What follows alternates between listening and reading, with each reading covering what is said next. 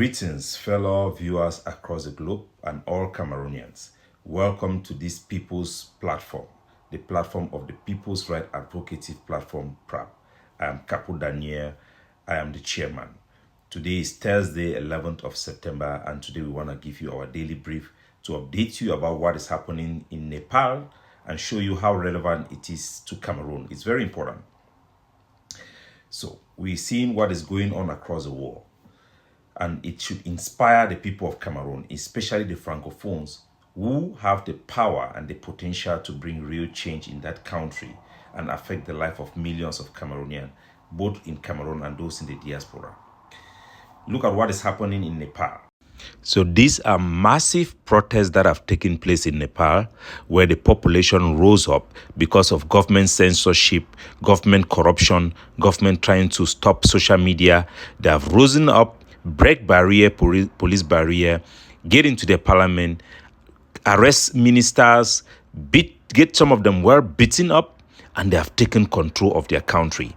This can happen in Cameroon. I believe if Maurice Kamto had seized the moment and called for a million man march in Yaoundé, Cameroon's story could have changed. The trajectory of that country could have changed. For a single day, just 2 days, Nepal was not in the headline of any news.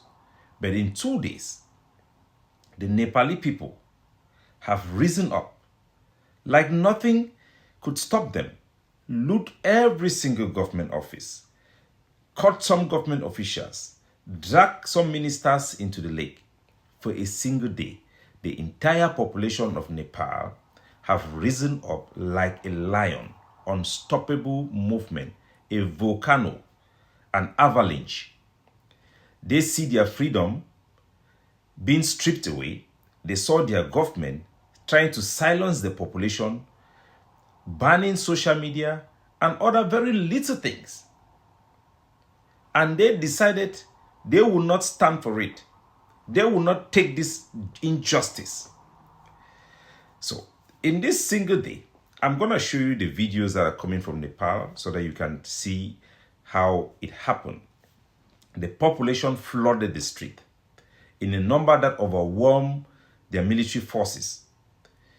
They overwhelmed any resistance from the military that was threatening to use bullets. They were threatening to kill people, and they have brought down their government. They have burned down the parliament, burned down ministries, got some government officials to very high, beaten up. The population is rampant. They are expressing their anger, destroying government offices to say that this corruption, they cannot take it anymore. One minister was even taken to the river and he was rescued by a helicopter from the military. Their parliament have been overrun. I've just watched video footages of the presidency of Nepal being burned to the ground by their population, and an angry population that would not take it anymore. They have proven that when a people unite and they are determined and they can see injustice in their face, no amount of military force can stand on their way, especially when it is their own country, because Cameroon belongs to the Francophones for the most part.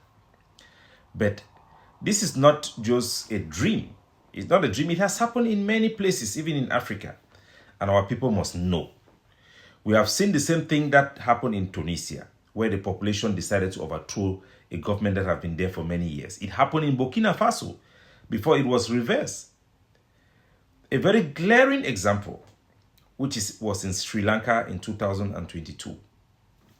The people face a dire economic crisis, rampant corruption, just like in Cameroon, because they were justified by a war. The government stayed there for a long time because of a war scenario, but the corruption perpetrated.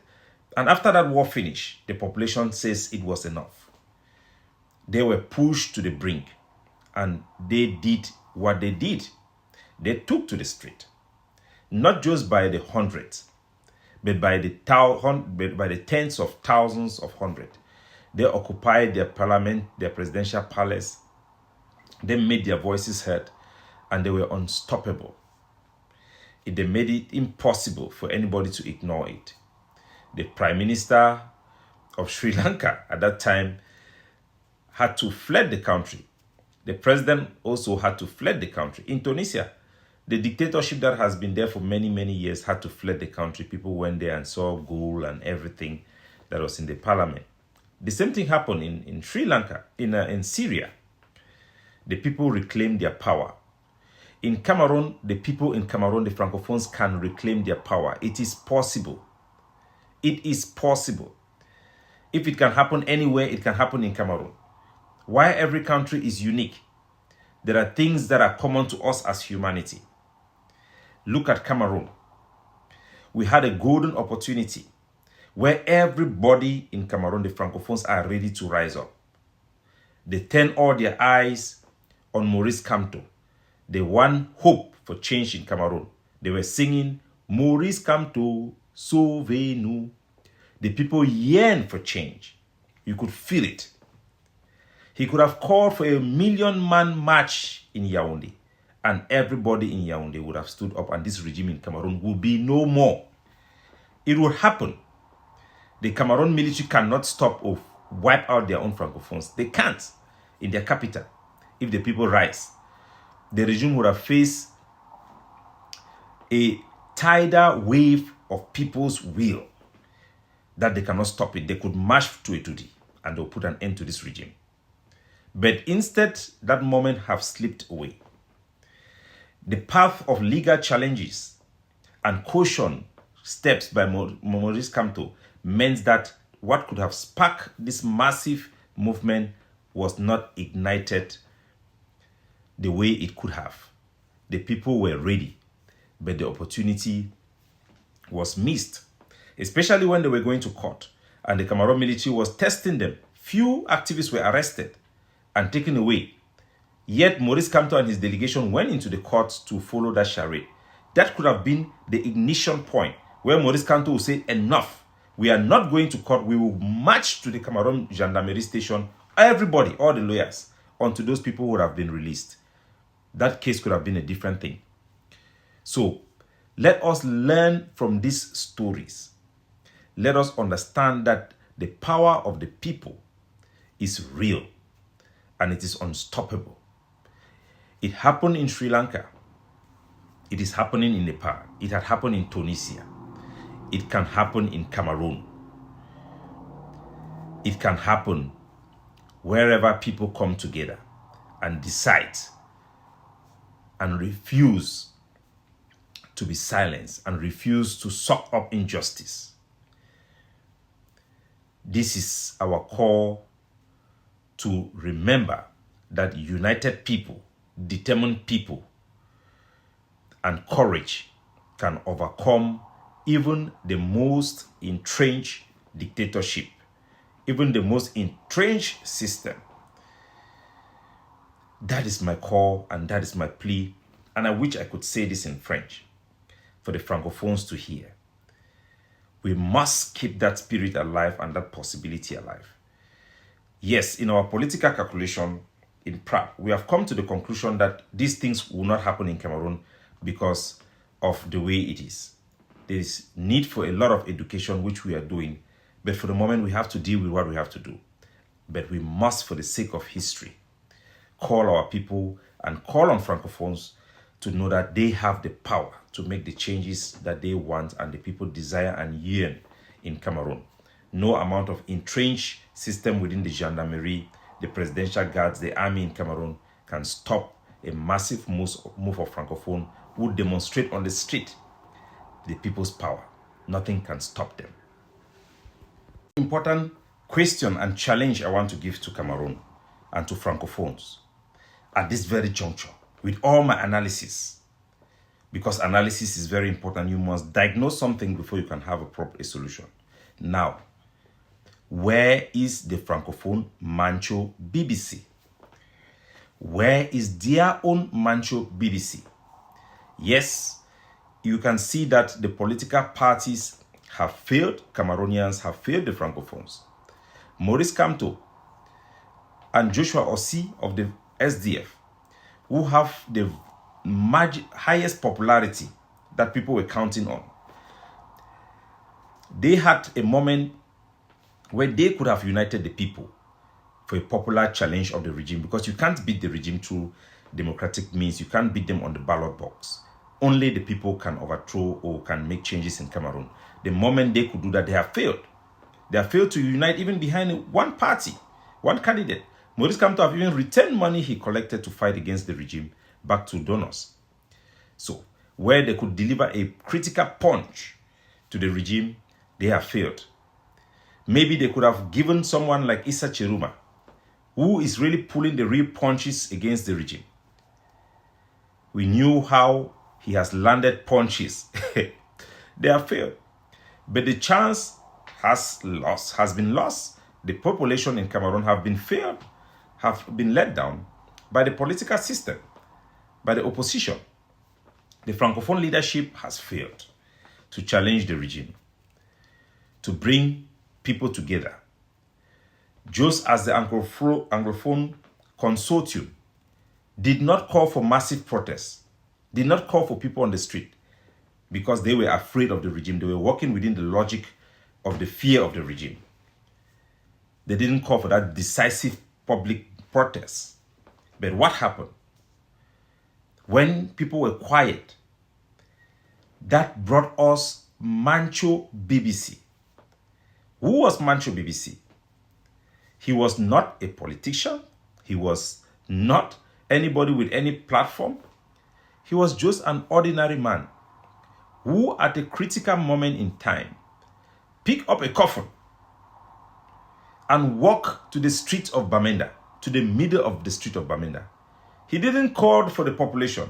He simply walked to the middle of the street of Bamenda and mounted his coffin and said that enough is enough. Enough is enough. That simple, courageous act of Mancho Bibixy and the coffin, who say that I am ready to die.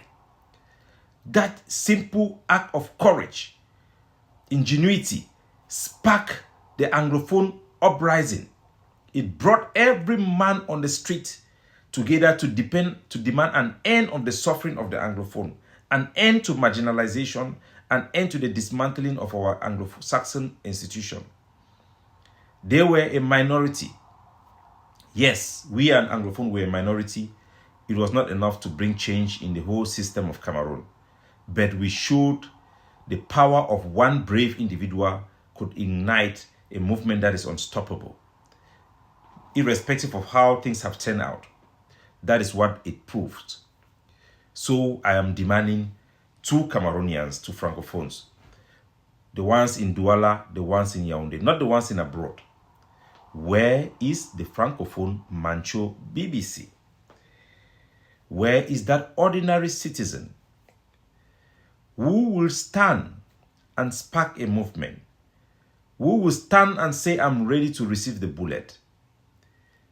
That no one can ignore. That courage that will reflect and portray what is happening in the heart of every Francophone, of every Cameroonian, who yearn for change, who yearn to do something, to stop this thing. If it can happen in other countries, if it happened in Sri Lanka, if it is happening now in Nepal as I speak to you, then definitely it can happen in Cameroon. Do not buy this nonsense that Cameroon is so unique in the whole world. Of course, every country is unique. Every country is different. Every dynamic is different. But the human spirit is the same everywhere. Whether black or white, any case, it is the same. That is why they call it in school when I studied in Chang, political science. Science means what thing can happen in one place can definitely happen in another place. So, because every human being everywhere have the potential to change their own destiny if they take their destiny in their hands, if they take the bull by the horn. Cameroonians, Francophones should know that they have the opportunity now. They have that power now to exert the public will in Cameroon as we feel the sentiment everywhere we go. Let us look at the courage. Let us find that individual. Let us look at the street. Let's forget about the politicians because they will do nothing. Let us find That one person. Let us keep on looking. Looking. Let's look for that Cameroon Francophone Mancho Bibixy. That one man who can seize this moment and unite the people and ignite the people in Cameroon and the people in Cameroon, in Douala, in Yaoundé, in Bafoussam, and bring about change. In the northern part of Cameroon, it is possible. All it needs is a spark. They need the Mancho Bibixy in Cameroon for that change to happen. For the main moment, our thesis says that this scenario aren't possible because of the educational level of Cameroon, the history, the trauma that people have gone through. And we as activists, we need to continue to push the boundary to see what is within the realms of the possibility, while we advocate on how we can live with the reality to maintain human dignity, get the maximum freedom we can have for our people, and then we see how we can move forward. We are a platform based on pragmatism, realism, and we are people-centric. We focus on people's right, people's public interest, until everybody will come to understand, as we continue to educate and push, that yes, there are individual interests, but the collective interest must triumph, and we need people to elevate it. People who are going to disregard and be courageous and bold to disregard their own personal lives and ready to sacrifice, do what it takes to free their own people and give them the freedom they deserve. God bless you wherever you are.